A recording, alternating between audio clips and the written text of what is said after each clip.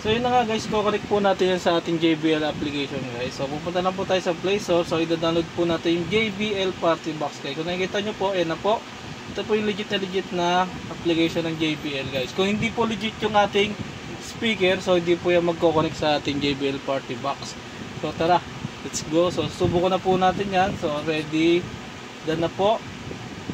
So dito po sa JBL Party Box, so dito po natin mako-customize yung kanyang mga tunog at mga sa mic guys. So yan. So accept lang po natin yan guys. So naka-tablet ako. Syempre.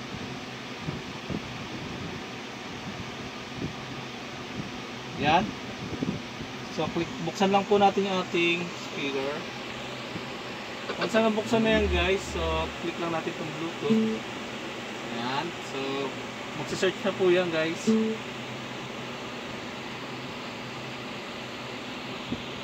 Siyempre, legit na speaker lang na JBL yung makokonect niyan guys. Nagpala kinunok ko muna sa ano. So pupunta lang tayo sa ating Bluetooth guys. So di na ako mapaghintay. So ito na po siya guys. So ito, connect muna natin yan dyan. So pero lang po natin guys. So once na connect na yan, punta tayo sa ating application guys. Dami yan. Yun no. So yun na nga guys, kung nakikita nyo po, ayan po yung battery percentage niya sa JBL Party Box. So dito po natin siya customize. Ayan. So may software update tayo dito, may light control tayo. Pwede natin yan adjust dito kung anong gusto mo guys. So nasa yan kung anong gusto mong gamitin guys. So napakaangas diba? So kayo na bahala dyan. So ito depende ito sa gusto mo. Ayan, diba? Napakaangas ng JBL natin guys. Pwede yan pagsabay-sabayin syempre. So back natin. So dito naman tayo sa ating Effect Club. So yung Effect Club natin para itong live stream guys. So pwede natin yung pindutin. So para tayo nagla-live stream or mga ayan guys, napakaangas diba? Let's go! So yan po yung ating mga effects, mga sound effect yan guys. So syempre i-adjust na po natin yung ating speaker guys. So ito po yung speaker natin guys. So adjust na po natin yan. Ay, back natin. Bakit yan? Ay, hindi po na ito. Ba't nasa top panel tayo? So ito pala, dito pala tayo sa equalizer. So equalizer natin, ito po sila. So nasa sa'yo na yan kung anong gagawin mo. So pwedeng chill, vocal, movie, so JBL signature. So pwede tayo sa custom guys. So dito po natin malalaman yung tunog or sounds na pwede natin i-adjust kung malakas ang echo. So ayan, nandiyan po. So kayo na po bahala dyan guys. So anong trip nyong so pwede natin siyang i-bass boost. So pwede natin siyang i-click dito. So ang bass boost natin guys, so ito yan guys. So yan din po yan. Yan din po siya. Bass, pwede mo rin siyang pindutin dyan kung hindi kayo naka-application.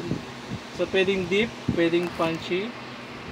So yan, napakaangas diba? So pwede natin siyang i-pair sa ating mga malapit na JBL na speaker. Laglag. Pwede natin siyang i-pair sa mga kahit anong JBL. So gamit lang yung ito, autocast. Autocast, ayun po yung magkoconnect sa ibang speaker ng JBL guys. Siyempre legit na JBL lang po yung nakoconnect niyan. Then sa microphone guys, so ito wala pa tayong microphone. So meron po tayong microphone dito. So yung microphone natin, so JBL din to. So ayan. Paano siya i-connect sa ating speaker? So siyempre unboxing muna natin. Ay sorry. Sikip pa. So ayan po yung ating JBL microphone guys. So ito po yung microphone natin. So yung microphone natin, so di battery po ito. So kung nakita nyo po, walang po battery. So ito po yung battery nya. So meron po yung extra battery dito. So hindi pala ito battery. Wala. So ito yung extra battery, pero meron nung nakasalpak yan na battery na isa. So ito po yun. So ito po yung may battery. So So ayan, may battery na ho yan. So paano siya i-connect sa ating speaker? So gagamit tayo ng Bluetooth.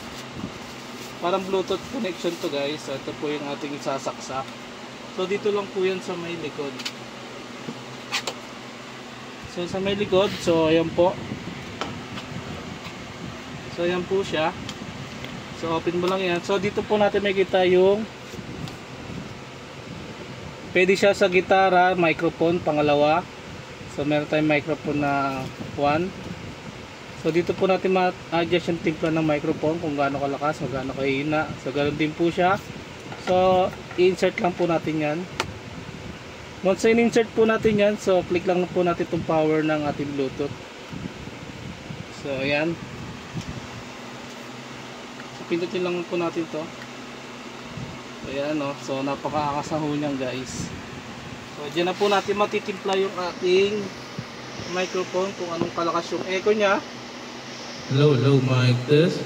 So napaka-simple po. Hello. So tremble. Hello, hello, hello. Bass, siyempre, yung ating pangmalakasan. Hello. So napaka-akas po ng ating JBL application guys. So napaka-solid nito.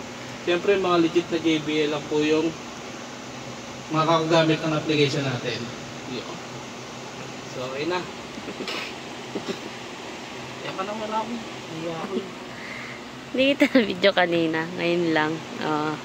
Ayun na. Okay na. Okay na.